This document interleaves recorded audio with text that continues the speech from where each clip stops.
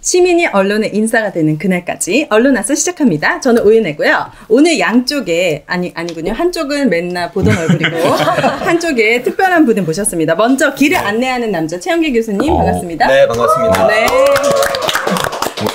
지난주에 좀 이렇게 열심히 안 한다고 야단을 치셔가지고 네. 오늘 제가 길길이 잘 안내하도록 하겠습니다. 제가 써보니까 당근보다 채찍이 더 잘 먹히더라고요. 오늘 기대하도록 하겠습니다. 채찍이 늘 잘 먹힙니다. 네. 그리고 제 옆에는 민주언론시민연합의 정책위원장을 맡고 계신 김수정님 모셨습니다. 반갑습니다. 네, 반갑습니다.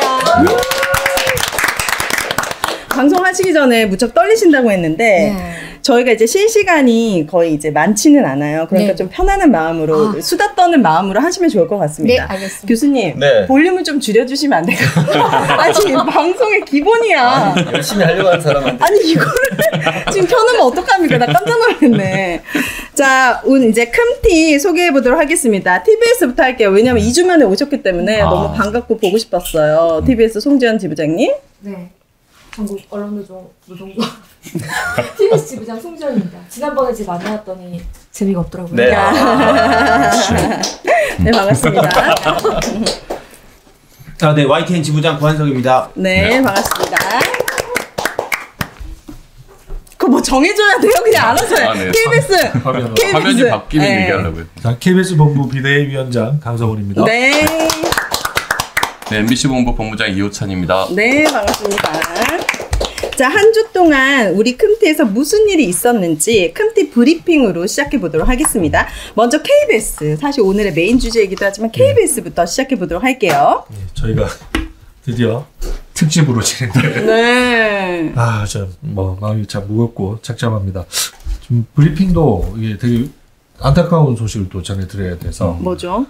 저희가 이제 박민 사장 취임 이후에 여러 가지 단체 협약으로 맺었던 공정방송을 위한 최소한의 장치들이 파괴된다 해서 이걸 이제 남부지법에 단체 협약 이행하라.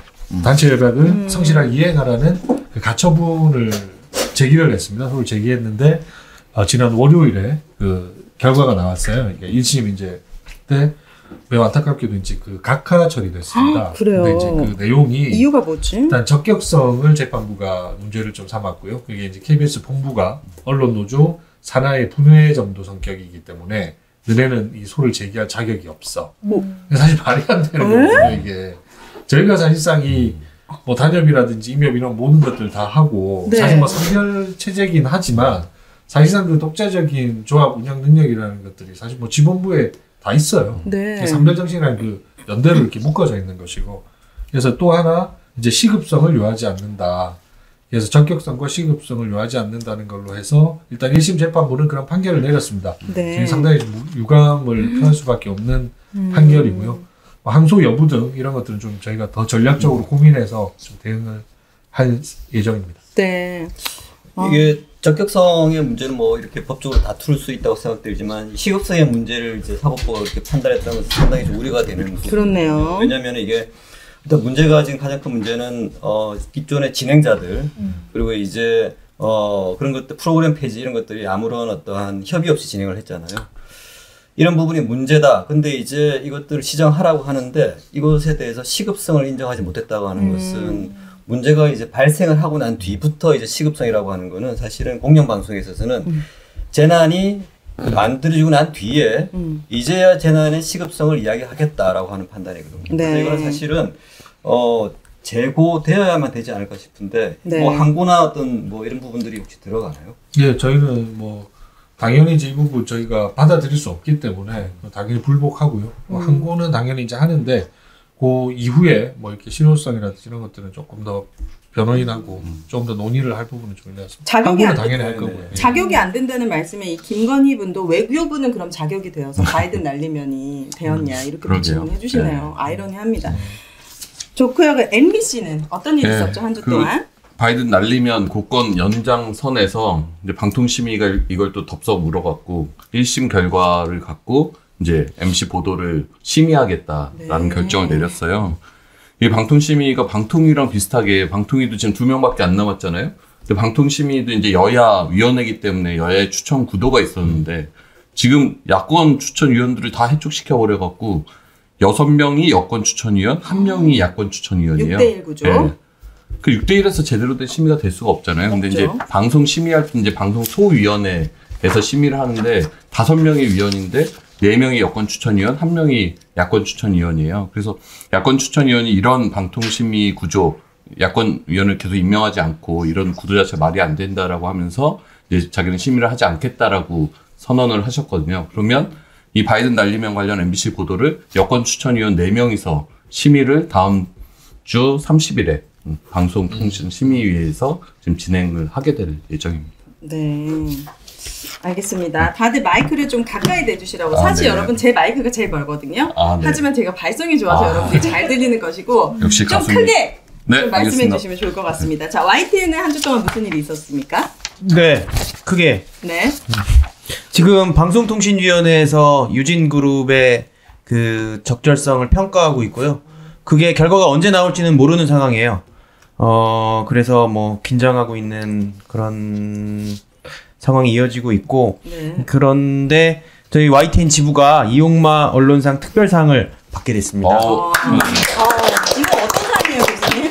이용마 이제 고 이용마 기자님에 대해서 말씀드려야 될 텐데요. 네. 이전에 이제 MBC 이제 기자신데요. 이분이 이제 언론의 독립뿐만 아니라 시민을 위한 언론이 어떻게 돼야 되는지에 대해서 굉장히 많은 말씀들을 주셨어요. 네. 이제 그래서 이제 이용마상은 언론의 독립과 그리고 이제 언론의 자유 그리고 시민을 위한 언론이 무엇이 돼야 되는지에 대해서 실천하는 개인 기자나 어떤 단체에게 주는 아주 훌륭한 상이라고 할 수 있습니다. YTN이 어떤 활약을 했길래 이 상을 받는 걸까요? 그래서 심사위원회가 그 수상 이유를 밝혔는데, YTN 지분을 졸속 매각하려는 부당한 시도에 맞서서 꺾이지 않는 투쟁을 벌였다. 그리고 시민 주주를 확보하고, 특히 제가 그 노조 지부장으로서 인상 깊고 또 보람찼다고 생각하는 부분은 그 공정방송을 지키기 위한 사내 제도들을 단단히 하는데 힘썼다. 이 부분을 높게 평가해 줬거든요. 네.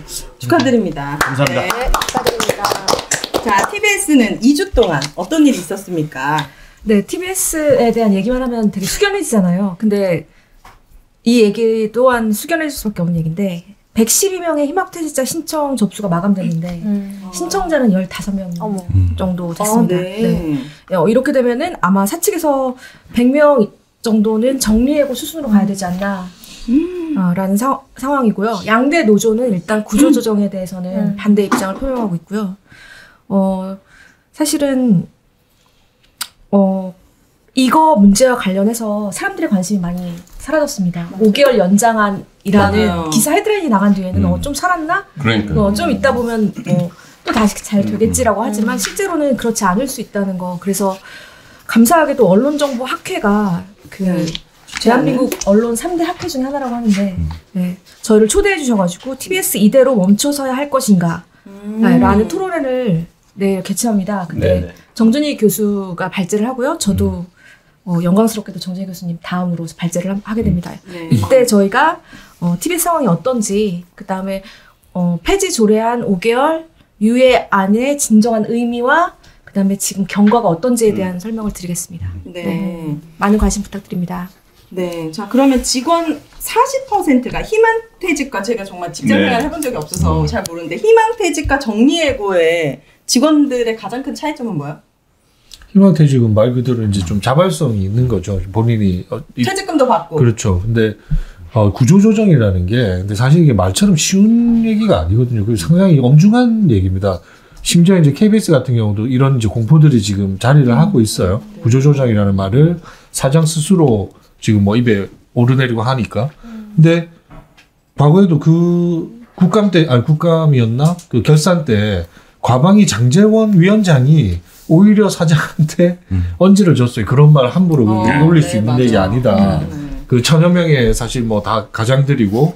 그래서 구조조정을 올리기 힘든 말인데, TBS 같은 경우도, 근데 이게 그 구조조정에 이르기까지는 부단한 그 경영의 자구 노력이 있어야 된단 말이죠. 근데 TBS는 이 자체가 그냥 시의회가 단순히 돈줄 끊으면서 생긴 지금 일방적인 해고. 이런 상황이잖아요. 어려워진 상황인데 그게 사실 구조조정으로 갈 수 있는 경영상의 지금 위기를 초래한 자들이 누군데 그 종사자들이 아니지 않습니까? 그렇죠. 이거는 사실 되게 여러 말들이 어폐가 있는 말들이 되게 많이 난무하고 있는 것 같아요. 이 구조조정이라는 건 말씀하신 대로 특히 경영상의 위기나 어떤 더 좋은 어떠한 구조를 만들기 위한 재조정 작업이거든요. 근데 지금 이거는 이제 TBS 자체의 구조를 없애려고 하는 과정에서 희망퇴직이라고 하는 말을 갖다 붙인 거거든요. 네. 이건 굉장히 어폐가 있죠. 이거는 어떤 희망이 없는 상황에서 어쨌든 강제 해고를 하기 전에 알아서 나가라고 하는 말을 희망퇴직이란 말로 바꾼 거예요. 그러니까 보통 언론사들이 희망퇴직하려고 하면 실제 몇 년치라든지 이 사람이 여기서 몇 년 더 일하는 것보다는 일하지 않고더라도 어떤 희망퇴직금을 받고 다른 직장을 찾을 수 있겠다는 어떤 희망을 주면서 네. 자발적으로 신청하게 만드는 구조여야 되는 거거든요. 네. 근데 이건 사실상 강제 해고식으로 신청을 하는 거고 희망퇴직에 대한 어떤 급여도 상당히 한두 달 네, 두 급여인가? 달치로. 네. 그러니까 상당히 불리한 조건으로 구성원들을 이제 내쫓으려고 하는 상황이니까 112명 해야 되는데 15명밖에 신청 안 했다는 거잖아요. 나라에서 주는 실업급여도 2달치보다 많이 주잖아요. 그렇죠. 맞아. 네, 근데 예산 자체를 그 정도밖에 주지 않았기 때문에 네. 줄 수 있는 돈이 네. 사실 노조 지부장으로서 사실 이 문제가 가장 부담이 되는 문제거든요. 당장 저희 구성원들이 40%가 정리해고를 당한 상황에서 어떻게 싸워야 되나 네, 그런 근데 부분들이 이게 사기업이 아니라 이게 네. 더 큰 문제는 어쨌든 공영 기업이라고 할 수 있는 데잖아요. 이게 어쨌든 국가가 이러한 노동 탄압과 불법적인 노동 행위를 하고 있다는 것에 대해서 우리가 좀 이야기를 할 필요는 있습니다. 네. TBS 단순히 공영 방송 살리자는 걸 넘어서서요. 오세훈 시장과 이제 국민의힘당의 의회가 이러한 불법적인 노동의 어떠한 조건들을 실행하고 있다. 이 부분은 굉장히 큰 문제라고 할 수가 있습니다. 네. 아니 이게 사실 김어준 뉴스공장에서 시작된 건데 자신의 입맛에 맞지 않는 프로그램이 있다라고 해서 그 해당 방송국의 직원 40%를 정리해고하겠다. 앞에 나간 사람들까지 치면 거의 절반을 해고하겠다는 맞습니다. 거잖아요. 절반이에요. 네. 그러니까 오세훈 서울시장이 자신이 출연해서 제대로 공영성을 지켜야 될 TBS를 직원 50%를 해고하겠다는 거예요. 그러니까 이분이 지금 생각이 있는 분인지를 모르겠어요. 그럼 직원들이 뭉쳐가지고 이렇게 회사를 상대로 소송 같은 거 할 수 있는 거 아닙니까? 네, 나중에 부당해고에 그것도 대해서. 생각하고 있는데요. 네. 더 큰 문제는 이렇게 해서 180명을 줄여봤자 그 이후에도 어떻게 될지 모른다는 겁니다. 그게 가장 큰 문제고요. 그러면 오세훈 네. 서울시장, 김영기 서울시의회 의장 10년사로 이제 TBS 운명을 좀 예측해 볼 수 있는 겁니까? 10년사가 어땠습니까? 교수님? 제가 좀 적어왔어요. 갑자기 모든 걸 제가 알고 있습니다. 댓글에 교수님 끼어드는 타이밍이 좋아졌다. 채찍의 효과입니다. 네, 언제든 이렇게 자연스럽게 끼어들 채찍. 주시기 바랍니다. 제가 이제 1월 17일 날 오세훈 서울시장이 출입기자단 신년 간담회에서 TBS 문제는 가닥이 잡혔다. 그다음에 액면 그대로 봐달라. 그리고 본인 입장은 이렇게까지 할 건 아니었는데 시의 입장이 강경했다. 라고 시의회한테 공을 넘깁니다. 네. 그리고 너무 구체적이죠. 하지만 어쨌든 시의회에서 이미 결론 났고 방향이 정해진 만큼 그건 존중해야 된다. 이렇게 말을 했고요. 그 다음에 1월 23일 날 서울시의회 신년간담회에서 김현기 의장은 이제 TBS가 사라지는 거에 대한 질문을 기자들이 했단 말이에요. 근데 이제 TBS에 대해서는 서울시의 시간이다. 라고 하면서 또 이제 서울시로 공을 넘기는 발언을 했습니다. 예, 그래서 여전히 서로 공을 서로 오세훈 넘기면서. 시장한테는 거부권이 없나요? 네, 거부권이 없어요. 거부권이 그리고 없어요. 제가를 했으니까요. 대통령과 네. 좀 다른. 근데 되게 무책임하네요. 모든 걸 다 시의회에 넘긴다는 게. 그러니까 오세훈 시장이 이 TBS 살려달라고 시의회를 설득하는 모습을 별로 본 적이 없잖아요. 그렇죠. 그래, 뭔가 요청은 하는데 네. 뭐 읍소를 한다고 적극적이지 적극적이진 않았습니다. 예산 같은 것들을 이제 의회 제출하면은 그렇죠. 의회 너희들이 이제 통과 안 시켜주니까 난 할 일 했다. 이거 그러니까요. 하고 있는 것이죠. 그 면피하는 거잖아요. 당연하죠. 정치에. 서울시 자체 예산이라는 것도 있고요. 네. 그리고 어떤 특별한 어떠한 뭐 예산의 어떤 조항도 있을 테니까 실질적으로 TBS를 살리고자 의지가 있다면 그렇죠. 당연히 예산 투입이 가능하죠. 네. 궁금한 것들은 MBC나 YTN이나 아니면 KBS나 대량 그런 실직 상태가 있었던 경험이 있으신가요? 없죠. 저희 이렇게까지는 직원 40% 절반을 해고하는 언론사가 어디 있어요? 이건 말이 안 되는 예. 거예요. 방송국 문을 닫겠다는 거죠. 그리고 IMF 때 YTN 같은 경우는 뭐 사실상 부도 위기에 몰려가지고 직원들이 자발적으로 한 6개월 정도 월급을 안 받았어요. 그때 말로 경영상 위기가 네, 있었거든요. 그렇게 해서 자발적으로. 버텼지 사람을 내보내지는 않았거든요. 이런 식으로. 자, 그러니까 이게 그러면 경영사 네. 위기 있었던 회사가 아니잖아요. 잘 나가던 회사를 수익 정권에 입맛이 안 맞는다고. 그러면 그럼요. 이제 이건 그러면 진짜, 내일 TBS 토론에 이거 혹시 중계되냐고 물어보시는 분들도 있는데 어디서 뭐 중계해 줍니까? 중계를 하진 않습니다. 아 중계를 네. 하지 않군요. 자, 비공개로. 네, 비공개로 진행하도록 하겠습니다. 자, 실시간 채팅 지난주보다 정말 많은 분들이 와 계세요. 거의 네, 250분 넘는 분들이 함께 해주고 계신데. 저 때문이 아닐까라는 생각이 네, 듭니다. 맞습니다. TBS 힘내라고 이렇게 힘주시는 분들도 많이 있습니다. T봉이 사원증을 뺏지 말아라 이렇게. 자, 오늘의 메인 토크로 넘어가 보도록 하겠습니다. 오늘의 주제는 바로 땡뉴 뉴스로 변질된 KBS 9 집중 분석입니다. 오늘 제 옆에 앉아 계신 김수정 위원님께서 1266건의 KBS 9의 60일을 집중 분석했고 네. 그 1266건에 관련된 언론 보도를 분석하셨어요. 그래서 이분께서 자세하게 설명을 해주실 텐데요. 하나씩 심도 있게 논의를 해보도록 하겠습니다. 먼저 키워드 첫 번째는 사라진 프로그램 그리고 사라진 진행자입니다. 자, 박민 사장은 취임도 하기 전에 일방적으로 앵커 교체 그리고 프로그램에 대한 무차별 폐지를 시도했습니다. 먼저 어떤 박민 취임 후? 이건 뭡니까? 먼저 박민 취임 후에 약 석 달간 어떤 진행자와 프로그램들이 사라졌는지 한번 쭉 정리를 해보면 좋을 것 같은데 참여연대에서 1분짜리 영상을 만들었다고 합니다. 한번 보고 시작하시죠.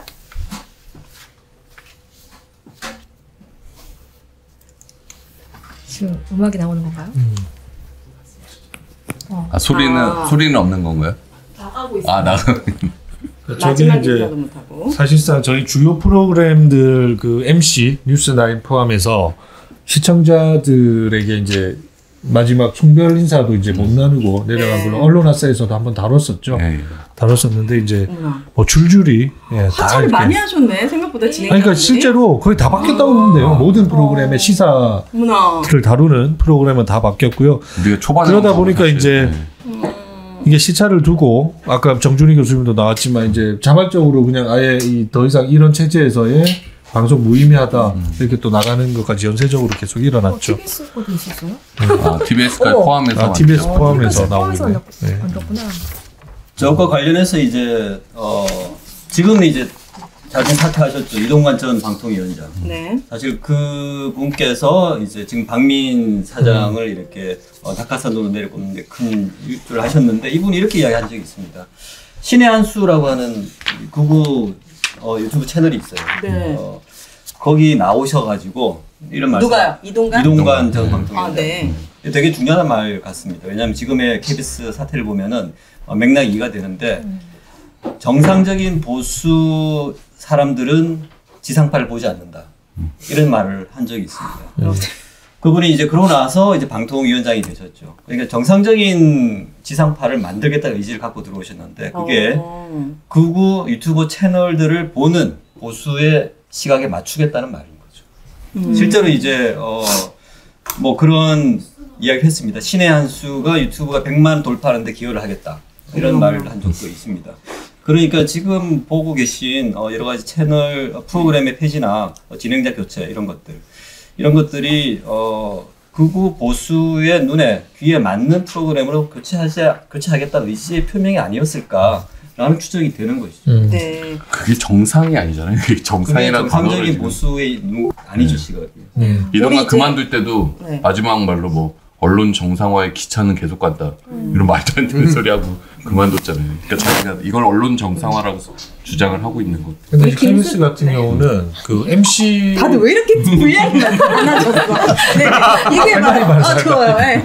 MC 하차뿐만 아니라 이제 이후에는 저기 모 프로그램 같은 경우 이제 패널에까지 관여를 하죠. 그죠. 실질적으로 이제 네. 패널 나오시는 분들도 근데 약간 보면 뭐 그렇다고 해서 또 완전히 한쪽에 경도되신 분들이 아니에요. 그 패널들이 네. 좀 보면 스펙트럼이라든지 이런 것들이.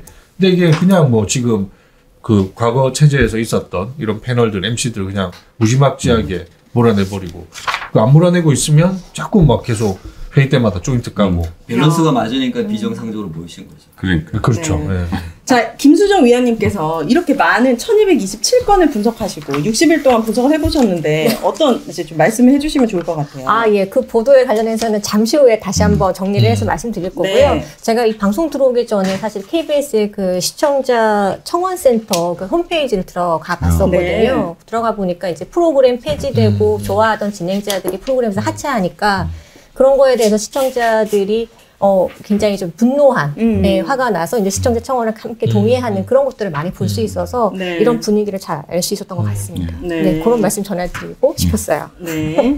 자, 그리고 박민 사장 취임 후에 징계성 발령도 줄줄이 이어졌다고 합니다. 하차도 했고, 전보도 가고, 어디로 뭐 서비스? 시청자 서비스부로 네. 발령이 가고, 이런 일들이 지금 일어나고 있는 거죠? 그렇죠. 일어났죠. 일어나고 일어났고. 있는 중이고, 일어났죠. 예, 그 뭐 한 분 한 분을 제가 뭐 직접적으로 실명 거론을 하지 않더라도, 그러니까 앞전에 예를 들면 이제 그 보도국장 했던 양반들을 전혀 이제 보도와 상관없는 사실 그러니까 취재 기자들을 취재 현장에 두지 않는 발령들을 낸 거예요. 그러니까 KBS에 완전히 그 보도나 시사 쪽과는 무관한 부서로 발령을 내서 네. 펜을 놓게 마이크를 놓도록 이렇게 만든 그 발령의 부당함이 자체가 있는 거고요. 근데 이런 것들이 너무나 많았죠. 특히나 이제 그 면면들을 보면 나름 다 그 진실에 접근하기 위한 노력들을 했던 우리가 기억하는 좋은 보도들을 앞장서서 해왔던 기자들이 또 상당수 해당이 되는 것이고. 네. 예, 그래서 이거는 뭐 누가 보더라도 이게 부당한 그분은 정보이고. 어떻게 되셨나요? 예. 정순신 그 후보 그때 청문회 나오셨던 분, 그 학폭 사건 취재 보도했던 여기자님들 계신데 저희 민원연에서 상을 준 적이 있는 것 같은데요. 네. 그분들 같은 경우는 이제 정확하게 이제 당시 권력에 되게 싫어하는 보도를 하셨는데 그 기자님들이 어떻게 되셨는지. 고생 따로 확인해서. 왜냐면 제가 전체 발령을 다 했습니다. 나중에 저한테 이런 식으로 질문을 하시잖아요. 그걸 왜 저한테 그렇게. 네. 있어가지고. 네. 그러니까 저는 인사 발령은 당연히 회사니까 할 수 있잖아요. 근데 네. 이 책임이 있는 사람에게 책임을 지어야 되는데 그렇죠. KBS 뉴스를 제대로 뭔가 앞장서 만들고 있던 사람들을 징계성으로 발령낸다는 것 자체가 이게 그 앞전에 이제 성재호 보도국장 같은 경우는 그 보도국장을 이제 그러면 내리면 후임자에 대한 인사는 이제 같이 이루어지잖아요. 근데 저희는 임명 동의라는 것들을 해야 하는 제도로 만들어져 있고, 예. 그런데 갑자기 그래서 근데 후임을 이렇게 날려버렸어요. 그래서 공석을 만들어버렸지 않습니까? 그럼으로 인해서 사실상 보도국을 실제적으로 이끌어갈 수 있는 자리가 비어있는 상태예요. 근데 네. 그런 공석을 초래한 거는 박민 사장 체제거든요. 네. 들어오면서. 그쵸. 그럼 실제로 뭐 정당하게 임명 동의제를 받아서 진행을 하든지 아니면 그 후임 인선이 될 때까지는 전임자가 이게 보도를 이끌어갈 수 있도록 하는 게 정상적인 인사인데 그런 질서들이 다 파괴되었다. 이번에 사법부가 기각했다는 게 그 문제죠? 그것도 포함이 돼 있는 것이죠. 예. 각하. 예. 일단. 좋습니다. 자, 그러면 이 정도면은 박민 쿠데타라고 해도 과언이 아닌데 프로그램 폐지, 진행자 하차, 징계성 발령 이렇게 한꺼번에 일어나는 사례가 다른 언론사들에도 있었습니까? 또는 이 MBC 같은 경우가 사건에 대해서 과거에 어떻게 보십니까? 이게 뭐 사장이 바뀌고 이런 일들이 한꺼번에 일어나는 경우가 뭐 YTN에도 있었고 MBC에도 있었고 이명박 박근혜 때는 흔히 있었어요. 돌발 영상이 돌발 영상도 사실상 그때 폐지 수순으로 갔었고 제작 PD들 뭐 징계성 좌천됐었고 그렇죠. 지역 네. 발령 뭐 네. 내고 당사자시잖아요.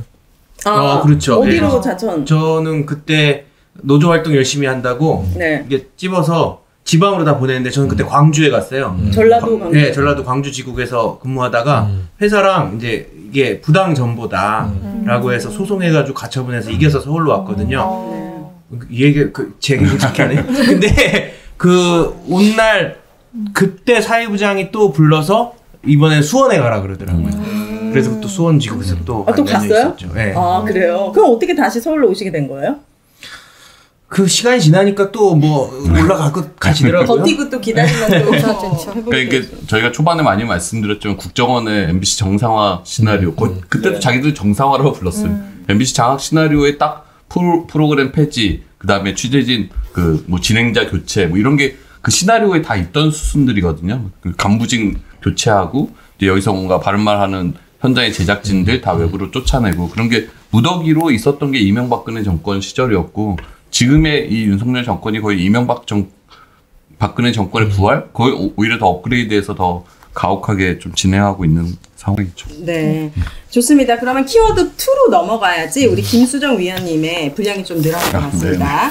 박민취 슈퍼챗. 슈퍼챗이 들어왔는데 광채님께서 발표 자료를 정정해가지고 TBS 아고라는 정확히 22년 12월 25일 일요일 방송을 마지막으로 폐지되었다고 합니다. 8월이 아니고 요 글을 남겨주셨습니다. 알아들으셨죠? 저는 한 글자도 못 알아듣겠거든요. 좋고요. 자, 키워드 2로 넘어갑니다. 박민취 전후 60일 KBS 뉴스 9의 집중 분석입니다. 김수정 위원님께서 박민 취임 전후 30일 동안 KBS 9가 어떻게 달라졌는지 데이터를 통해서 집중 분석을 하셨다고 했는데 어떤 기준을 가지고 분석을 정리했는지 또 분석을 정리한 이후의 결과도 말씀해 주시면 좋을 것 같아요. 네, 이제 제 시간인가요? 네.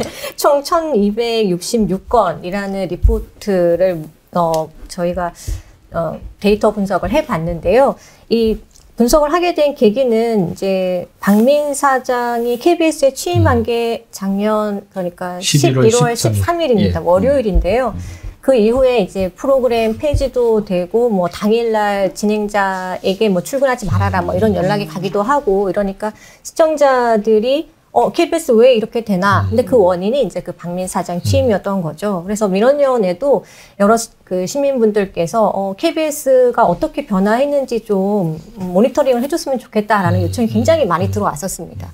뭐 다른 언론사 미디어 비평지에서도 KBS가 어떻게 변했나, 뭐 달라졌는가라는 시리즈로 해서 분석을 많이 해주셨는데 저희 민원위원회에서는 조금 더 이거를 좀 데이터를 좀 모아서 전체적으로 취임 전 30일은 어땠고 네. 박민 사장이 취임한 후 30일은 어땠는지를 좀 비교해 보면 네. 조금 더 크게 좀 이 변화의 맥락을 좀 읽어낼 수 있지 않을까라는 생각이 들었어요. 네. 그렇게 좀 접근해 봤습니다. 네.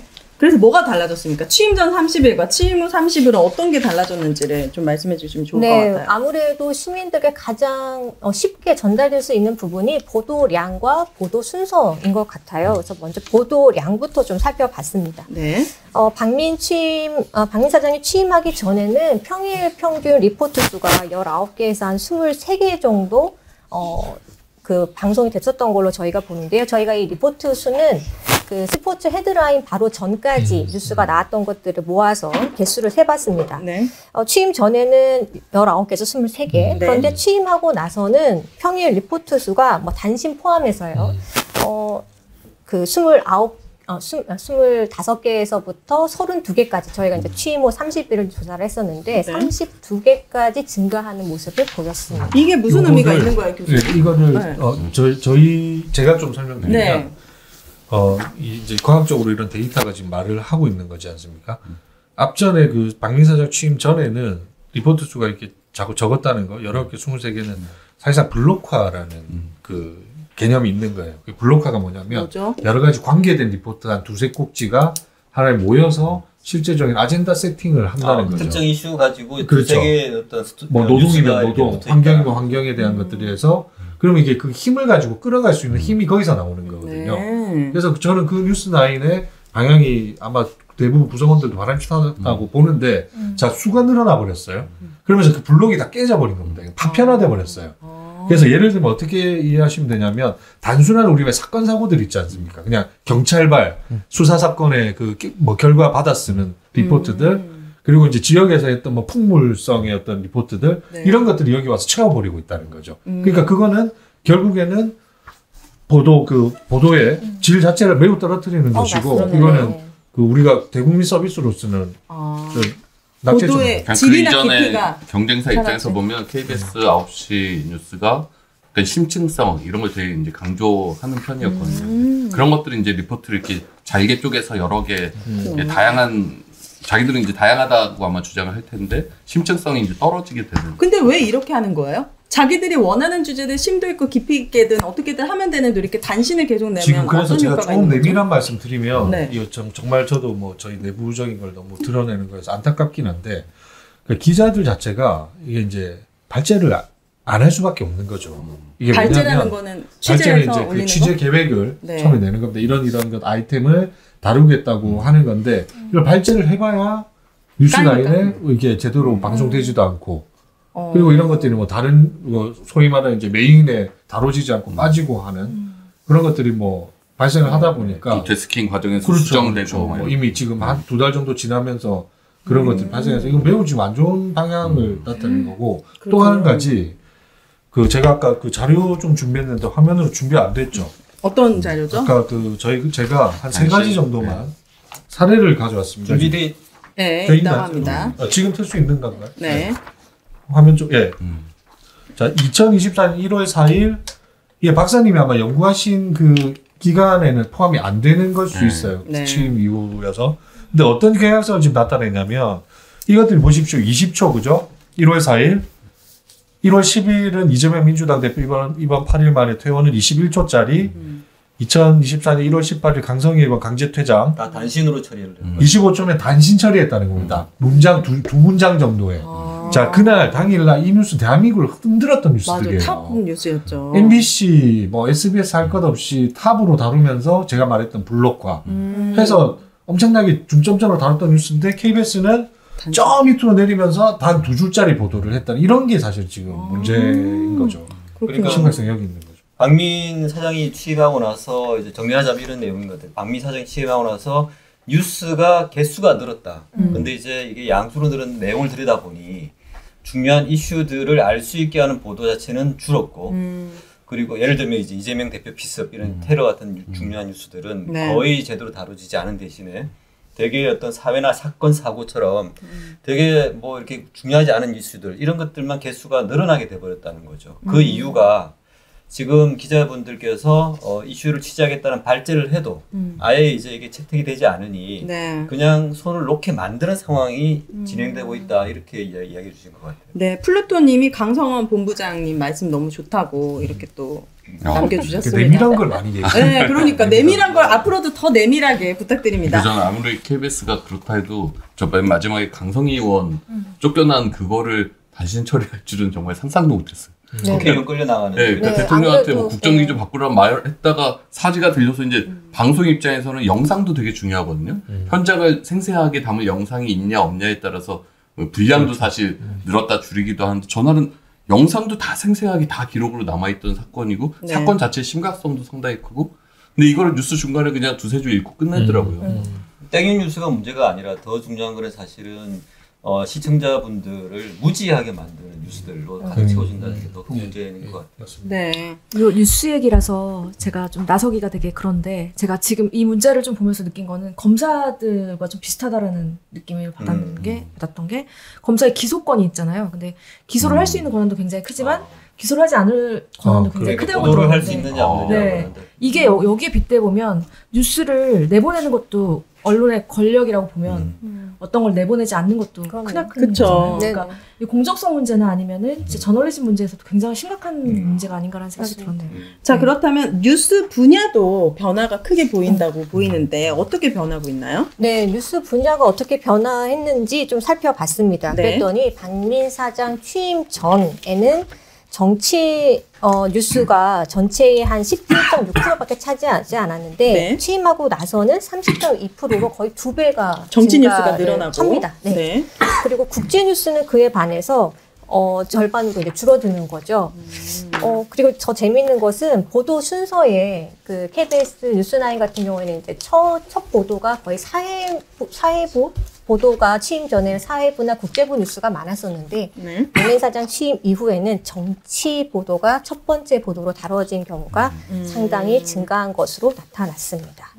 저게 정치 뉴스가 늘어났다는 건 해석이 좀 필요할 것 같은데요. 네. 네, 맞습니다. 특히 어떤 단어가 가장 많이 등장했는가라는 것을 좀 살펴보려고 했는데 그랬더니 이제 키워드들을 저희가 좀 뽑아봤습니다. 그랬더니 박민 사장 취임 전에는 이스라엘, 정부, 국민과 같은 이제 세 개의 단어가 좀 상위에 위치하는 경향이 보여졌었고요. 네. 뭐 저희 화면으로 나가고 있지만 그 당시 이제 국제 뉴스가 좀 굉장히 좀 많았던 시기였던 것 같아요.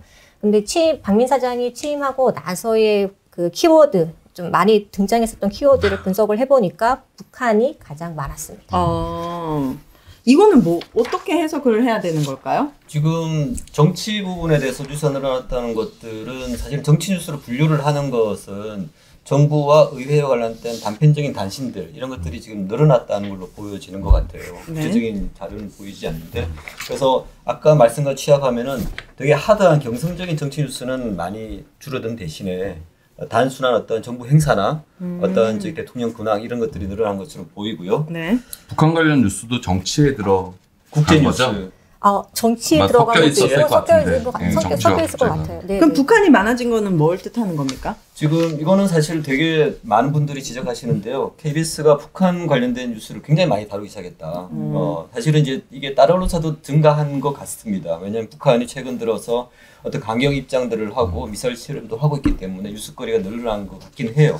그렇지만 KBS가 유독히 더 많은 증가가 있는데 이제 뉴스를 들여다보면은 김정은의 어떤 발언들 이런 것들도 시시각각 바로바로 이렇게 보도를 하고 있어요. 네.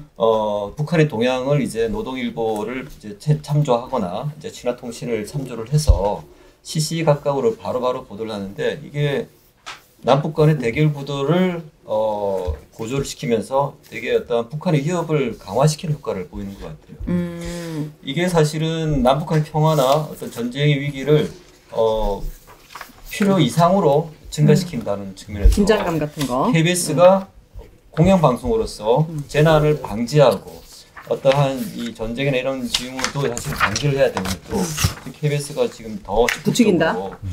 부추기는 게 아닐 거라는 우려를 낳게 하는 결과인 것 같아요.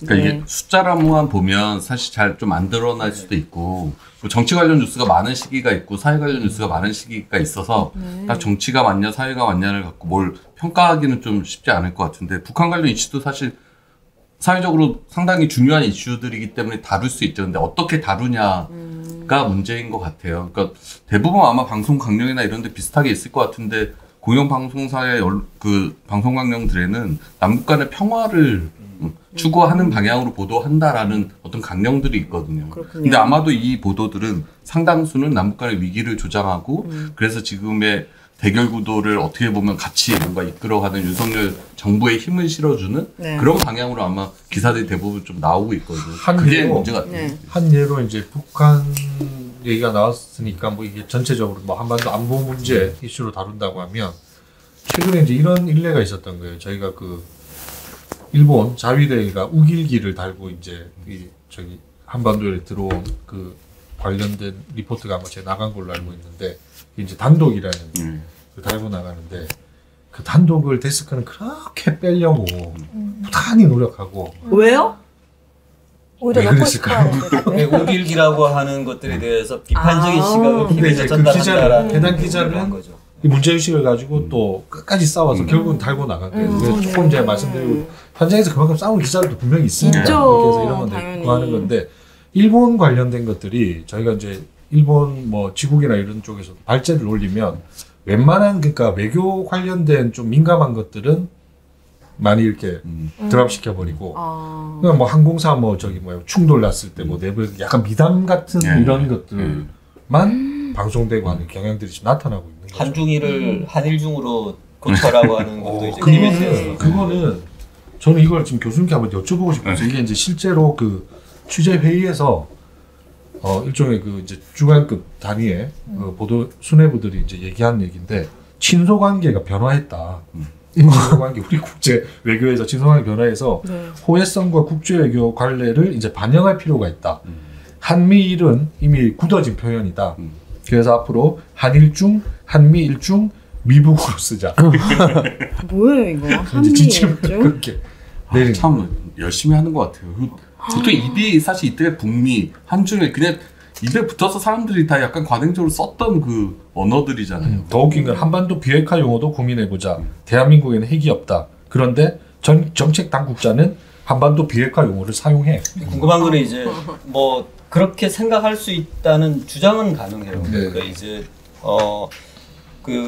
근데 이제 언론 경영 쪽 하는 쪽에서 그 보도를 하는 쪽에 그런 지시를 내렸다는 거잖아요. 네. 사실 이거는 아니, 내부에서 아마 네. 보도국 내부에서의 얘기일 거예요. 그런데 이제 궁금한 거는 그런 거죠. 이 국제 외교 관계이기 때문에 외교부의 공식 입장이 반영이 된 것인가? 정말로 이제 이런 부분들도 검증이 돼야 되는 것이고요. 그렇게 보도를 했을 때 어떤 영향이 있을 것인지 감안을 한 어떠한 것인가? 세 번째는 이제 내부에서 충분히 그런 논의가 있어서 결정된 것인가? 이런 것들인데 제가 봐서는 그 셋 다 아니거든요. 셋다 아니고. 이거는 맞습니다. 모종의 어떤 의도가 있지 않고서는 이제 그렇게 결정하기 힘들죠. 그거는 이제 이게 최근에 왜 그 전두환 전두환 전 대통령 가지고도 이제 KBS가 많이 많았지 않습니까? 그쵸. 모 주간이 이제 그 말을 또 해서 네. 또 일종의 뭐 지침처럼 네. 다뤄지기로 했는데 같은 맥락입니다. 그러니까 그들의 머리에는 그 생각밖에 없는 거예요. 그러니까 그들의 인식과 시각으로는 이게 맞다고 아마 경도내에 있는 거 아닌가. 그러니까 전혀 말씀하신 대로 어떤 내부의 논의를 거쳐서 만들어낸 합의물도 아니고 그냥 그 지금 보도를 네. 책임지고 있는 자들의 그냥 경도된 시각, 인식. 네. 네. 저 이런 것도 좀 느끼는데 일단 이거가 다른 지금 이 기간 동안에 다른 방송사가 어땠는지와 비교를 해봐야지 정확할 텐데 그냥 제가 느끼기에는 그러니까 내치의 문제가 제대로 되지 않았기 때문에 시선을 외부로 돌리려고 하는 그런 부분이 그렇죠. 있지 않을까? 야, 외부로 시선을 외교나 아니면 북한이나 이런 식으로 시선을 돌리는 차원에서 약간 이런 기사들이 많이 나오는 게 아닐까라는 생각도 좀 드네요. 네. 자, KBS의 가장 큰 문제는 바로 땡뉴 뉴스로 전락한 게 아니겠습니까? 윤석열 대통령 보도가 실제로 얼마나 늘었는지도 궁금합니다. 네, 저희 그 표 준비됐을까요? 네. 저희가 그 데이터를 좀 뽑아보니까 첫 번째 그 보도에 윤석열 대통령이 언급됐던 리포트가 몇 번이었나? 박민 사장이 취임 전에는 한 2번 정도였다면 박민 사장 취임하고 나서는 한 8일이 윤석열 대통령이 가장 먼저 리포트에 등장하는 보도로 등장했습니다. 네. 확연한 차이고요. 윤석열 대통령이 언급된 리포트 자체가 이전보다 좀 늘어나는 경향은 분명히 있었다라는 것을 알 수가 있었습니다. 가장 대표적인 사례가 그 11월 17일 보도로 많이 언급이 되는데요. 11월 17일 기억하시는지 모르겠는데 전국의 그 행정 전산망이 마비가 돼가지고 난리 났었죠. 민원 서류 발급도 안 되고 뭐 대출도 안 됐다. 그래서 맞아요. 전국이 뭐 거의 마비되는 상황이었었는데 그날 KBS는 APEC 그 정상회의를 첫 리포트로 다뤘었고 와. 비교하자면 MBC는 그날 이 행정 전산망 마비라는 걸 이제 두세 꼭지로 해서 크게 다뤘었던 차이가 있었습니다. 다른 언론사들도 아마 대부분 그랬을 거예요. 아마 SBS도 그랬을 그쵸. 거고. 예, 저희도 그때 아마 이게 언론화사 그 무렵쯤에 이 언급을 했던 걸로 기억이 나는데 네. 그래도 KBS가 그 어찌됐건 간에 재난 방송이라는 그 타이틀을 달고 있는 방송사 아닙니까? 이 사회적 재난이라는 것도 재난이고 근데 그거 자체를 이렇게 등한시했다는 거는 사실 할 말이 없죠, 저희가. 그렇죠. 가장 중요한 역할이었는데. 자, 그러면은 박민침 전후로 달라진 KBS 뉴스에 대해서 지금 살펴보고 있습니다.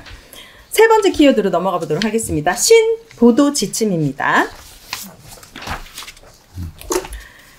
자, KBS 보도국에만 내려지는 신보도 지침, 앞에서도 얘기했었는데요. 한중일을 한일중, 그리고 노란봉투법에 대한 표현도 쓰지 말아달라라고 했었고 2015년도에는 백남기 농민이 사망했을 때도 KBS 내부에서 물대포 대신에 물줄기를 쓰라고 한 적이 있다고 합니다.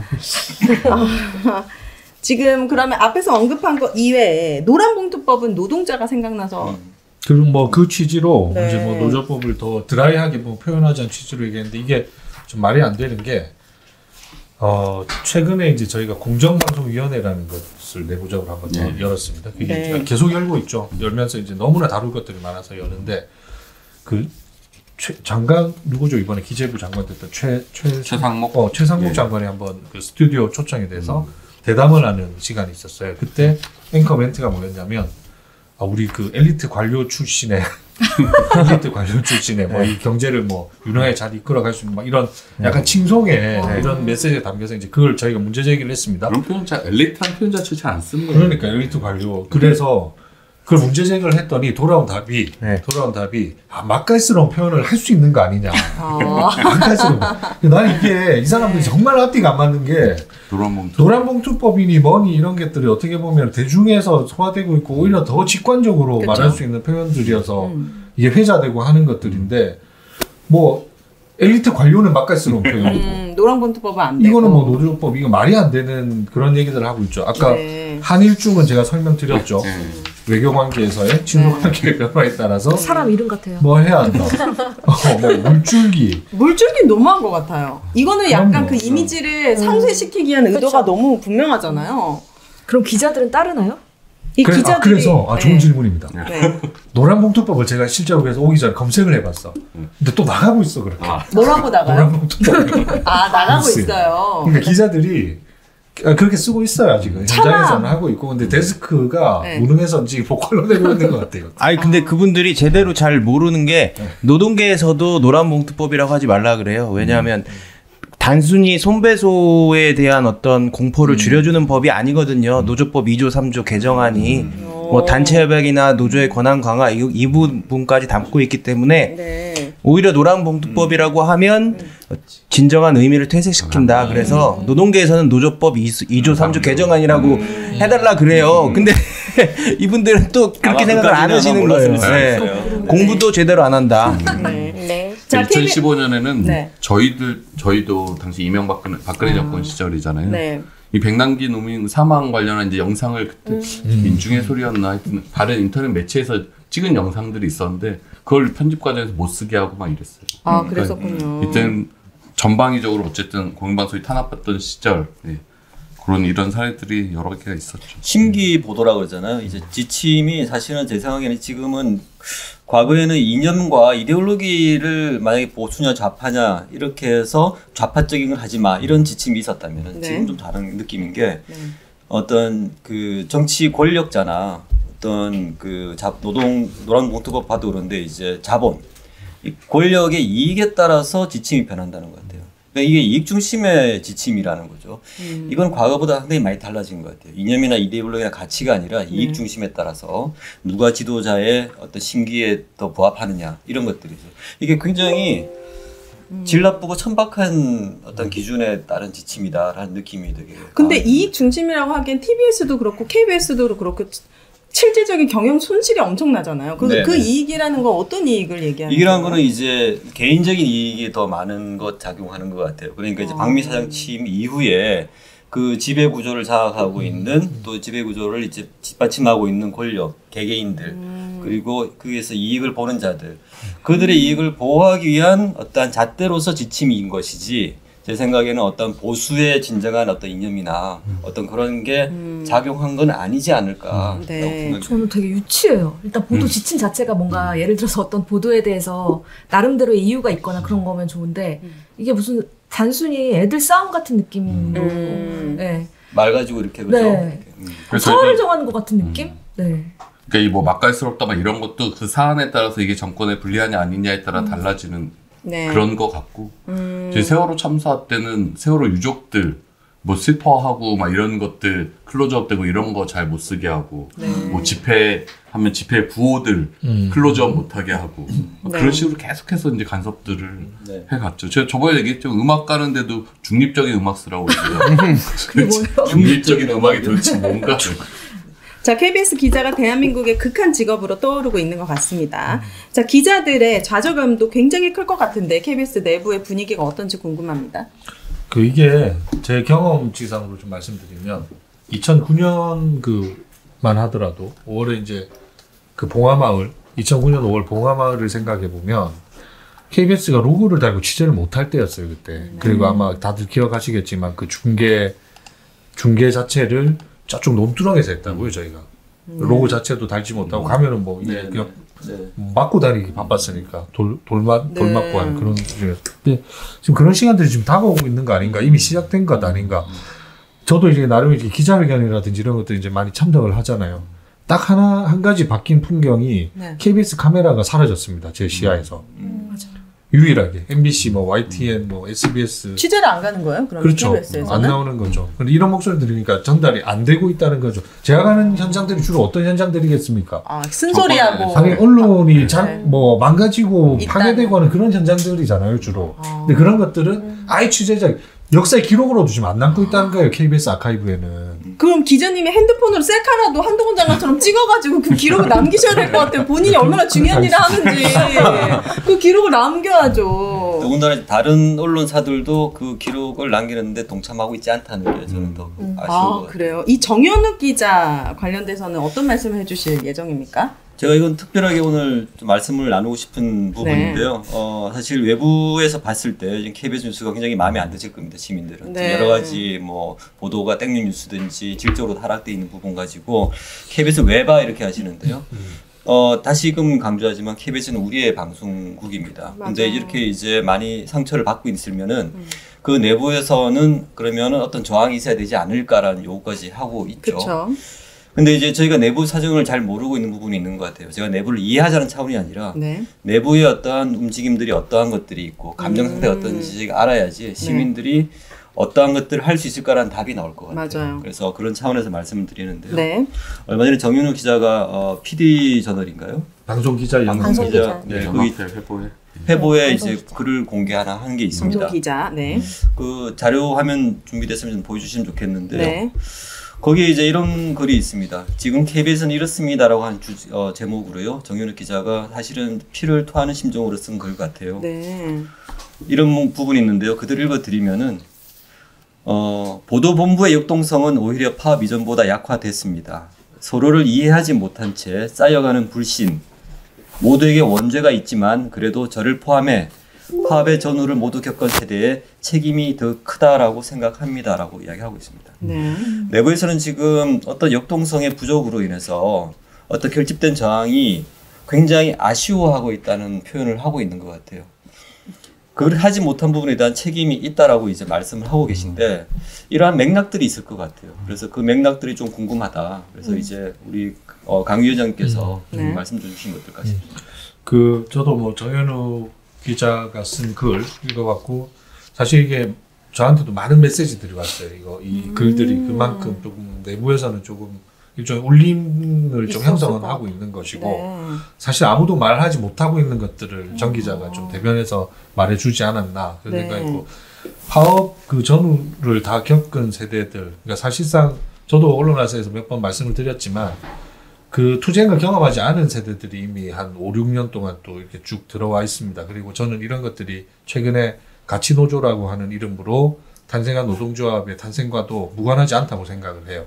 네. 그 투쟁을 경험하지 않았던. 그 투쟁을 경험하지 않았다는 것은 싸움을 겪었냐 안 겪었냐의 문제가 아니라 탄압을 또 받냐 안 받아봤냐. 저희가 지금까지 했던 노란봉투법, 물줄기 이런 것들이 실제로 후배 기자들과 비공식적으로 식사하면서 나눈 얘기들이 이 정도까지는 몰랐다는 거예요. 경험하지 못했으니까. 않았으니까. 네. 근데 이제 그 파업을 경험했던 세대들 그리고 그 분들이 또 회사에 이끌어가는 이제 주요 역할들을 하면서 거기에 대한 아마 평가 부분에서 뭐 원죄라든지 우리도 평가받아야 될 부분이 있다고 말씀하시는 것 같고 또 그 이후에 지금 들어오던 경험해보지 못한 세대들이 느끼고 있는 또 불안감, 혼돈 막 이런 것들이 지금 섞여 있다고 보는 게 내부는 좀 맞을 것 같아요. 그래서 아마 각기 기자들은 그 각자의 방식으로 투쟁을 하고 있는 것 같아요. 저는. 네. 그게 어떤 거냐면 나중에 저희가 좀 얘기하겠지만 그 원팀 코리아 같은 것들은 아예 발제를 총을 우리 소위 말하는 총 쏜다는 표현으로 총을 쏴도 그걸 누가 덥석 받아서 할 수 있는 기자가 누가 있겠습니까? 아무도 안 하죠. 그러니까 결국에 부장이 이런 막 절차들 무시하면서 그런 윤비어천과 같은 프로그램이 나오는 거잖아요. 네. 그런 사소한 저항부터 아까 뭐 우길기 단독을 다냐 못 다냐를 가지고 전화 통해서 고함 지르면서 싸우는 기자들도 분명히 있고요. 네. 내부에서는. 노란봉투법이 그런 지침이 내려져 있지만 여전히 노란봉투법으로 그렇게 쓰면서 기사 작성하고 있는 기자들도 분명히 있는 것이고. 그러니까 저는 이 정 기자랑 일면식은 없는데 누군지는 아는 기자고 댓글 읽어주는 기자. 지난 그 이명박근혜 정권 때도 파업 열심히 하고 싸웠던 기자예요. 근데 한번 약간의 비슷한 면이 있다면 그런 걸 것 같아요. 2017년 12월에 이제 MBC 같은 경우는 구성원들이 싸워서 이제 기존의 적폐 사장을 몰아내고 이제 새로운 경영진을 맞이했단 말이에요. 그 이후에 지난 5년 동안 그럼 우리가 이명박근혜 정권 때 열심히 싸워서 만든 MBC는 정말 국민들이 원하는 그런 MBC가 됐을까에 대한 내부의 어떤 좌절감, 막상 우리가 뭔가를 뉴스를 제대로 만들어 보려고 했더니 뉴스에 대한 다양한 견해들이 있고 이게 하나로 뭔가 잘 뭉쳐지지 않아서 저희도 초반에 되게 힘들었거든요. 2018년, 19년 조직의 어떤 패배감 이런 것도 되게 심했었고 그런 것들을 저희는 MBC 같은 경우는 나름 좀 극복해가는 과정이 어느 정도 좀 있었던 것 같아요. 그래서 지금은 저희 조직 내부에서는 자신감이 이전보다 훨씬 많이 생겼고 그런 것들이 있는데 KBS도 아마 그런 상황과 비슷한 상황에서 이제 정권이 바뀌어버리고 또 이제 반대의 상황이 되니까 그때 열심히 싸웠던 것대로 지금 똑같이 그렇게 싸울 수 있을까에 대한 내부적인 고민들이 좀 많은 거 아닐까. 지금 댓글에도 내부 이야기를 더 많이 알 수 있었으면 좋겠어요. 내부의 화난 목소리가 제대로 표출되어야 시청자들이 편을 들어줄 수 있지 않느냐. 이 글이 너무 좋은데 좀 읽어주시면 안 돼요? 여기 뭐 색깔 칠한 거 제가 좀 읽을까요? 선배일수록 더 큰 책임감을 가져야 합니다. 저는 기자 본연의 업무와 아무런 관련 없는 부서로 쫓겨났지만 그래도 이 굴욕을 감당하기로 했습니다. 네. 이대로 포기할 수 없다는 일만의 책임감이 내린 결정입니다. KBS 기자들이 아무런 문제의식 없이 현실에 순응하고 있다는 손쉬운 지적에는 결코 동의할 수 없습니다. 이곳에서 쌓은 유명세를 미천으로 그 어떤 제약도 없이 쏟아내는 말보다 내부에서 하루하루를 견디며 감당하고 있는 일상이 훨씬 더 무겁다고 저는 믿습니다. 지금 KBS는 이렇습니다. 네, 그러니까 이 말씀을 하고 싶었던 것 같아요. KBS 내부에서 고통이 굉장히 크지만 외부에서는 도저히 알지 못하고 있잖아요. 알 수 없죠. 네. 그래서 내부에 대한 책임을 우리가 요구하는 것은 저는 정당하다고 봐요. 왜냐하면 시민 입장에서. 그렇지만 이거는 거죠. 우리가 어떠한 요구를 할 때 적어도 다른 요구를 받는 쪽에서의 어떤 감정이나 고통 상태에 대해서는 알고 있어야 된다고 그렇죠, 생각합니다. 맞아요. 그러고 나서 우리가 진정으로 해야 될 것들은 그러한 것들의 책임을 요구를 할 때 같이 하자고 손을 내미는 것들 네. 이런 것들이 필요한데 댓글에서 이제 그런 이야기를 주신 분이 계신 것 같아요. 감사한데요. 네. 추진력 인상의 문제도 같이 해 나가자라고 이제 시민이 글을 남기신 것 같아요. 많이 좀 응원해 주셨으면 좋겠어요. 저희도 사실 책임감 갖고 더 열심히 싸워야겠지만 네. 외부에서도 왜 너희들은 아무것도 하지 않아? 사실 아무것도 하지 않는 건 아니거든요. 이걸 어떻게 잘 못 알리는 방법 그 수단이 없어서일 수도 있고 네. 그러니까 내부에서 뭔가 양심 있는 기자들이 좀 더 계속 힘을 낼 수 있도록 네. 좀 같이 관심 가져주시고 응원해 주시면 좋을 것 같습니다. 저는 분노에 대해서 분노의 대상을 직시할 수 있는 사회가 되게 왔으면 좋겠어요. 어느 순간 분노할 대상에 분노하지 않고 그 분노한 것에 분노에 빌미를 제공하거나 아니면 지키지 못한 사람들에 대해서 오히려 그 분노가 향하는 경우가 되게 많이 있더라고요. 저도 노조하면서 많이 느꼈는데 어느 순간에 저희 TBS 같은 경우에 탄압을 받는 국면인데 우리 구성원조차도 권력에 향하지 않고 내부로 향하더라고요. 그러니까 네. 그런 프로그램을 만들지 말았어야지. 네. 결국에는 가만히 있었어야지. 예, 결국 이런 식으로 계속 분노가 오는데 네. 시민 여러분들도 어느 정도는 좀 분노의 대상을 네. 좀 명확히 해주시고 좀 구분해 주셨으면 좋겠다라는 말씀을 드리고 싶습니다.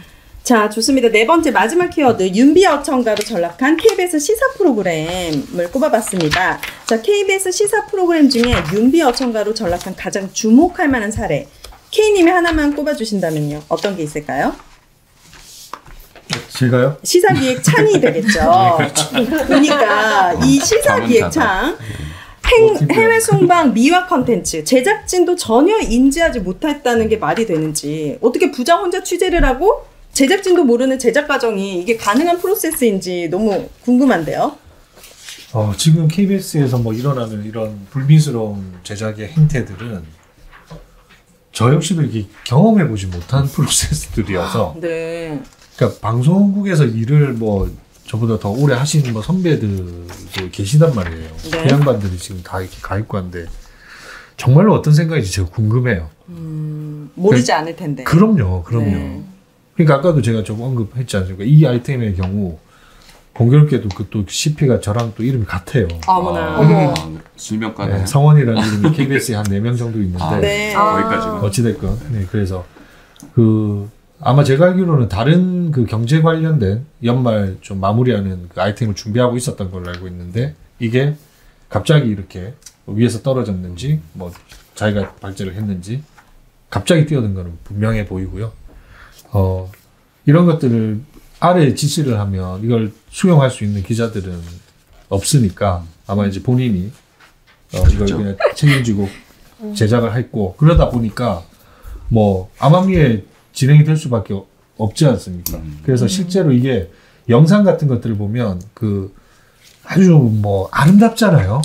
영상들이. 네. 이게 이제 KBS가 직접 이렇게 촬영하거나 한 게 아니라 용산 대통령실이 촬영한 그, 거를 줍니까? 한 것들이 거의 한 70% 이상 이렇게 쓰인 그거를 쓰는군요. 그 전용기 안에 내부 상황들이 나와요. 그러니까 아, 그래요? 기자들이 있는 공간이 아니라 이 참모들이 있는 공간의 내부 영상. 그렇죠. 아마 참모들도 대통령실이 나오고 찍어서 준 대통령도 것 같아요. 나오고 네. 네, 그런 장면들이 그리고 있어요. 그 김태호 이 차장인가요? 그 양반이 실제로 이제 와서 급하게 이제 인터뷰했던 것들도 목격이 많이 됐었고 네. 그 여기에 또 아주 오랫동안 나왔던 뭐 또 경제 전문가는 또 이 프로그램 이후에 또 용산에 또 발탁돼서 인사가 되고 이루어지고 자, 박민 취임 이후에 역시 너무나 달라진 KBS. 가장 크게 달라진 거는 아무래도 시청률의 감소라고 생각이 듭니다. KBS 메인 뉴스9의 시청자 수 추이를 보면요. 확연하게 달라졌어요. 그래프만 봐도 알 수 있을 것 같은데요. 네. 11월 13일이 박민 사장이 취임한 때죠. 네. 그때가 가장 떨어졌었고요. 가장 떨어졌네요. 예, 아마 시청자들께서도 아셨던 것 같아요. 새 사장이 들어오고 나서 KBS 못 보겠다. 진행자들 하차시키는데 어떻게 KBS 보겠냐. 뭐 이제 그런 여론이 있었던 것 같고, 네. 물론 그 이후에 좀 회복이 됐습니다. 그래서 보면 11월, 12월 초 가면 좀 그 시청자 수가 좀 회복이 되긴 하는데, 네. 그래도 그 이전만은 못한 것 같아요. 이게 그 약간 이제 우상향 그리지 않습니까? 11월 13일 이후에 이 TV조선에서 넘어오신 거예요. TV조선에서. 아, 실제로 TV조선보다 TV조선은 빠졌어. K9이 아, 낫다. 네. 빠지면서 아까 그 말이 진짜요? 맞네요. 그러니까 TV조선이 그 실제로 되게 지금 긴장하고 있어요. 아, 진짜요? 아니, 무슨. 제가 여기 들어오기 전에 아마 이제 MBC 본부장님은 아실 겁니다. 그래도 부자망해도 뭐 3년 갔다고 KBS가 시청률 1등의 자리는 있었다고. 이 뭐 추이는 이렇고 막 유튜브 확 빠지고 막 했지만 어제 이게 바뀌었어요. 어제 저희가 3등을 했어요. 3등을. MBC가 이제 MBC 올라가고 이게 2위가 불과 일주일 만에 네. 저희가 어제 기준으로 5.6% 이게 이제 저 수도권 닐슨 기준입니다. 이게 불과 일주일 전만 해도 6.5였단 말이죠. 확 떨어졌죠.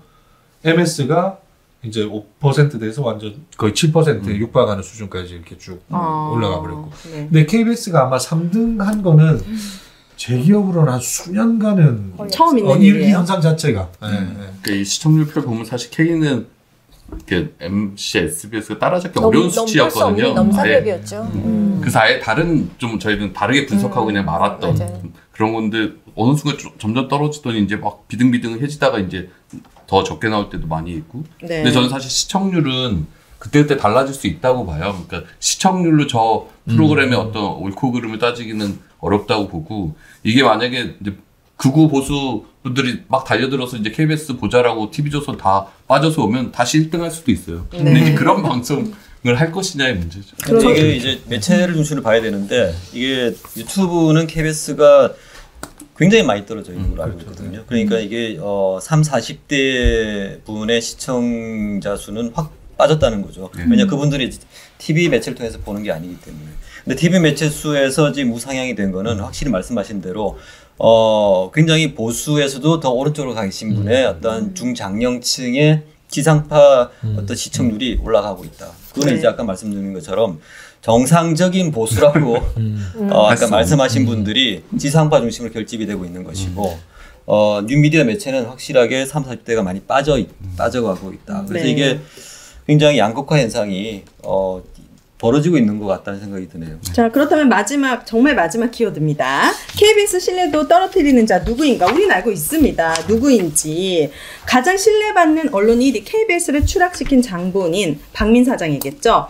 자, 박민 사장이 9시 9 뉴스에 대해서 사과한 그 순간부터 KBS 뉴스가 추락의 길로 들어선 것이 아닌가 생각이 듭니다. 잠깐 영상 보고 오시겠습니다. 박민 취임일에 공정성 훼손이라는 얘기를 뉴스9에서 얘기를 했죠. 당사자 반론도 거치지 않은 일방적인 사과문이죠. KBS는 객관적이고 균형 잡힌 뉴스를 통해 정확하고 편견 없는 그러니까 정보를 이게 사실 사과문도 내부에 전혀 공유되지 않은 상태에서 공영방송의 가장 진행됐다는 중요한 층으로 규정하고 있습니다. 그동안 공영방송의 정체성을 흔들었던 정파성 논란을 극복하고 이거 앞으로 공영성을 최우선 가치로 하는 뉴스 프로그램을 방송 너무 논리적이잖아. 시청자들의 신뢰를 회복하기 위해서 그렇잖아요. 노력하겠습니다. 저기 시청자 여러분들, KBS의 변화를 함께 지켜보시면서 이 냉철한 비판, 애정 어린 질책 아낌없이 전해주시기 바랍니다. 우리는 이 과징금이 오늘 뉴스 첫 소식입니다. 그 집행 정지를 하고 재심을 요구를 했단 말이에요. 방통위가 어떤 결정을 내려주든 간에 자 만약에 그걸 받아준다고 그러면 재심을 받아준다 그러면은 이 자체가 모순이 되는 거잖아요. 근데 만약에 방심위가 그냥 인정을 해서 가더라도 그럼 또 행정소송이라는 걸 해서 끝까지 다퉈야죠. 다퉈야 되는데 그걸 또 못한다? 그럼 그 자체도 또 모순이죠. 배임이 되니까. 자기들이 정현주 사장 내쫓지. 부메랑이 돼서 이 체제에 아마 돌아갈 겁니다. 이게. 네. 자, 좋습니다. 내부 구성원과 합의 없이 이렇게 뉴스9을 사유화하고 방송 시작 몇 시간 전에 큐시트 나오고 업무 프로세스도 정상적이지 않습니다. 네네. 이 부분을 어떻게 타개할 수 있을지. 지금 저는 가장 큰 우리 사회에서 가장 큰 지금 문제가 된 것은 이 공영방송 제도에 대한 권위 자체가 완전히 실종됐다는 거잖아요. 이게 아무나 내리꽂을 수도 있고 어떠한 공정한 보도로도 아무나 심의를 해서 이렇게 문제화 만들 수 있고 그리고 처벌을 할 수 있다. 이 기존 제도가 정상적으로 작동하면 이렇게 안 되거든요. 네. 그러니까 방송심의위원도 6대0으로 만들어서 그렇게 처리를 하고 그다음에 방통위원도 뭐 2대0, 3대0 기준에서 이걸 실천을 하는 거거든요. 제도 자체를 파괴시키면서 이렇게 하고 있습니다. 네. 그렇게 하면서 우리 사회가 믿어야 될 미디어에 대한 국민적 신뢰 자체도 완전히 없이 만들고 있잖아요. 이런 부분 문제. 이 전부 다 시민의 권리가 이제 없어지는 문제인데 이걸 어떻게 해야 되느냐? 저는 제도의 권위를 회복시켜야 되고 그리고 이렇게 문제를 만드는 것들에 대한 책임이 규명이 돼야 된다고 생각됩니다. 그렇게 돼야지만 사실 이 문제 해결이 출발이 되는 것 같아요. 그래서 민원연을 중심으로 한 시민사회단체는 이번 총선 때 윤석열 정권의 언론장악 진상규명 특별법 제정을 요구를 이제 하고자 합니다. 네. 이게 어떠한 정파적이나 어떠한 뭐 다른 어떤 감정적인 어떤 대응이 아니고요. 방금 말씀드린 제도적 권위를 세우고 다시 국민에 대한 공영방송의 신뢰를 회복하기 위한 첫걸음이 필요하다. 그 첫걸음은 분명히 잘못된 것이 무엇인지 밝혀야 되죠. 그리고 책임 소재가 밝혀져야 됩니다. 그래서 윤석열 정권의 언론장악 진상규명을 위한 특별법은 반드시 제정이 될 필요가 있다. 이것이 사실은 이 모든 문제 해결하는데 첫걸음이 되지 않을까 생각이 듭니다. 네. 제가 최근에 비프라는 영화를 봤거든요. 이제야 봤어요. 에이미상 수상하고 봤어요. 재밌다고 하길래. 제가 그거 보고 느낀 게 있어요. 여러분들과 관련된 얘기입니다. 그 혐오라는 감정은 모를 때 그 사람을 혐오하는데 그 사람을 아는 순간부터 혐오라는 감정은 사라지잖아요. 이 영화 안 보셨죠? 네네. 근데 저도 언론인들, 여러분들 내부 사정 이야기나 언론인들의 얘기를 듣기 전에는 마냥 혐오하셨어요? 그런데 이제 내부 사정의 얘기를 듣고 나니 질책은 할 수 있지만 혐오할 수는 없더라고요. 그러니까 많은 우리 시청자분들도 여러분들의 내부 사정의 오늘처럼 정현욱 기자님의 이런 마음을 울리는 글들, 내부의 이야기들을 많이 들려주시면 질책은 할 수 있지만 시청자분들이 혐오는 하지 않을 것 같아요. 네. 오늘 나와주셨는데 우리 김수정 정책위원장님 네네. 어떠셨습니까? 아, 네. 오늘 나와서 좀 느낀 부분은 저희 민원연 내부에서는 우리 대표님께서 언론학생에 가서 적극적으로 말씀을 못 하시는 것 같다. 이런 약간 좀 걱정이 있었는데 오늘 활약을 보니까 저희 걱정할 필요가 없이 갑자기 너무 이렇게 말하셨어요. 아니, 근데 오늘 하셨던 말씀 중에 가장 인상 깊었던 내용은 이제 KBS는 우리의 방송국이다. 그 말씀 너무 꽂혔고요. 또 이 저희 민원연에서 지금 KBS 뉴스가 어떻게 박민 사장 취임 전에 어떻게 됐는지 모니터링 하게 된 계기가 사실은 시민들께서 KBS가 어떻게 변화됐는지 궁금하다. 그런 이야기를 많이 해주셨었거든요. 근데 전체적으로 어떻게 보여줄 수 있을까? 물론 사건 하나하나 뭐 단건으로 비교해 보여줄 수도 있는데 전체적으로 변화를 좀 보여드리고 이런 추이를 알게 하는 것이 중요하다는 생각이 들었거든요. 좀 그런 게 잘 전달될 수 있도록 저희도 앞으로 모니터링, 사실 이번 모니터링뿐만이 아니라 또 준비하고 있는 게 있거든요. 또 더 말씀드릴 수 있는 기회를 가지도록 하겠습니다. 아, 네. 방송 전에 엄청 떨리신다고 했는데 말씀 엄청 잘하시네요. 교수님. 네. 좋습니다. YTN 와주라 시민 주주운동은 계속되고 있는 거죠? 네, 그렇죠. 민원 사주가 아니고 주식 사주라. 네. 이용마 언론인상도 받았으니까 더 가열차게 싸워야 되지 않겠습니까? 네. 오늘 좀 분량이 없었어요. 알고 계시죠? 다음 네. 주에는 좀 챙겨 오셔야 돼요. 오늘 이게 너무 경쟁적으로. 아니 MBC가 오늘 엄청 오늘 뭐 불났어. KBS만 얘기할까봐. 아 경쟁 지금 하는 겁니까? 경쟁. 저 또 하고 싶은 말 있어요. 아 네 하세요. 저는 차분하고 밋밋했던 KBS가 되게 그리워요. 예를 들어서 오히려? 네, 저희 할아버지도 굉장히 돌아가신 할아버지가 굉장히 보수신데 네.